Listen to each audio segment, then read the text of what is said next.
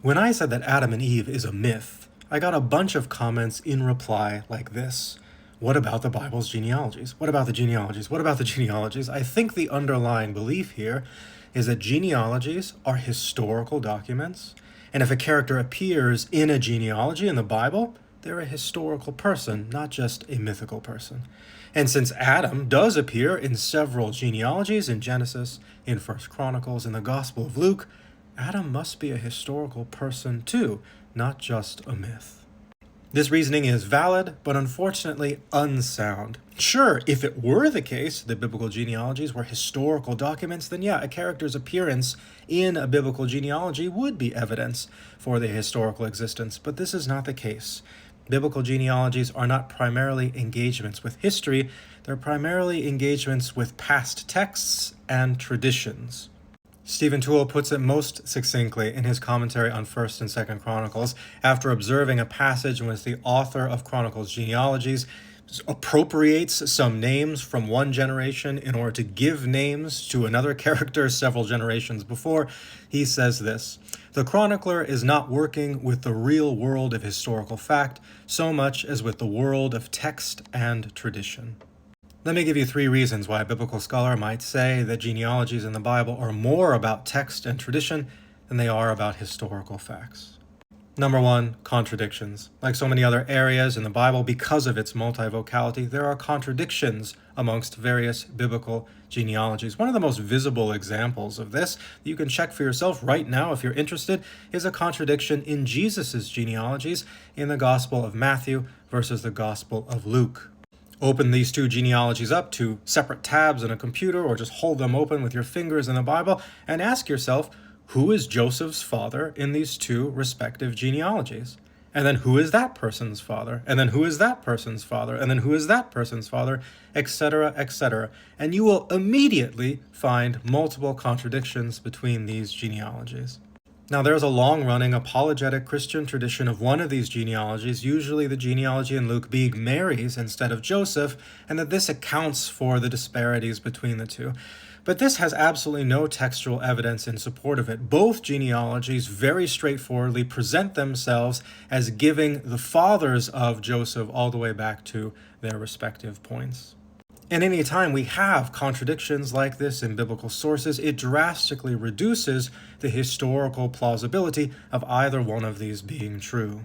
These are instead engagements with texts and tradition. I think this is clearest to see in the Gospel of Matthew, which has a very artificial structure to it, showing that there are 14 generations between these significant events in ancient Jewish history, between Abraham and the monarchy in exile, and the present day with Jesus. The construction of the genealogy is not to be historically accurate, but rather to make the rhetorical point that it's about that time for another big thing to happen in our shared history.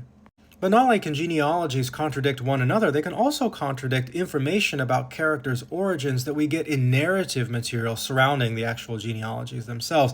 And there's a funny example of this. There was an article written by Sarah Yaphet, who wrote one of the most influential commentaries on 1st and 2nd Chronicles in the past 100 years, showing that you can actually argue that David, of all people in the world, David is actually an Ephraimite.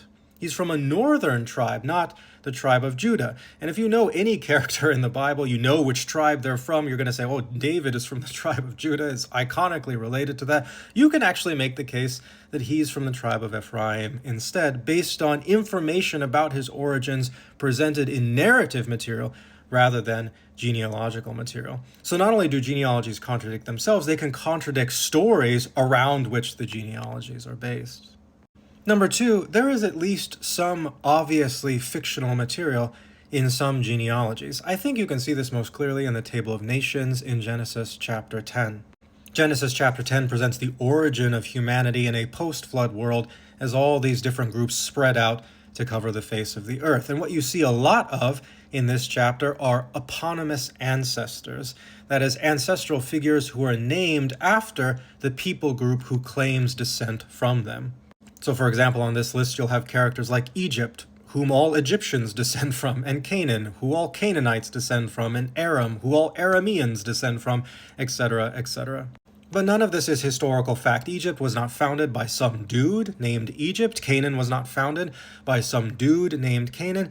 Instead, this is a way of preserving traditions of fictive kinship relationships. This is the way the biblical author imagined these different ethnic groups are related to one another. That is to say, we all go back to roughly the same place. This group broke off from this group back then. This group broke off from this group over there. It's a way of sort of conceptualizing an ancient geography of ethnic groups in a way that an audience could understand at the time. Some of these are plainly ridiculous, like the Philistines, for example, are imagined to be descendants of the Egyptians. That's not how that worked at all historically. The Philistines actually come from Greece originally. Here, the Canaanites are associated with the other African groups, when really they should be associated with the Semitic groups instead. Again, this is text and tradition, not history. This is a good point to remind us that Adam is basically just an eponymous ancestor, the first and greatest eponymous ancestor, the one all human beings are named after, because Adam just means human being. The third reason that we know that biblical genealogies are primarily engagements with text and tradition rather than with historical fact is because we simply have no evidence of extensive extra-biblical genealogical lists for biblical authors to draw on. Biblical genealogies would only be historically reliable if there were these extra-biblical lists centuries and centuries, millennia worth if we're really going back to Adam or somebody like that, but at least centuries and centuries worth of highly detailed, systematic, complete genealogies for later biblical authors to draw on in the composition of their texts. And there is no evidence for that. Now, occasionally when you go to church or something like that, maybe some pastor will offhandedly make a remark about how these ancient people kept track of all this information, but there is no actual evidence to support that.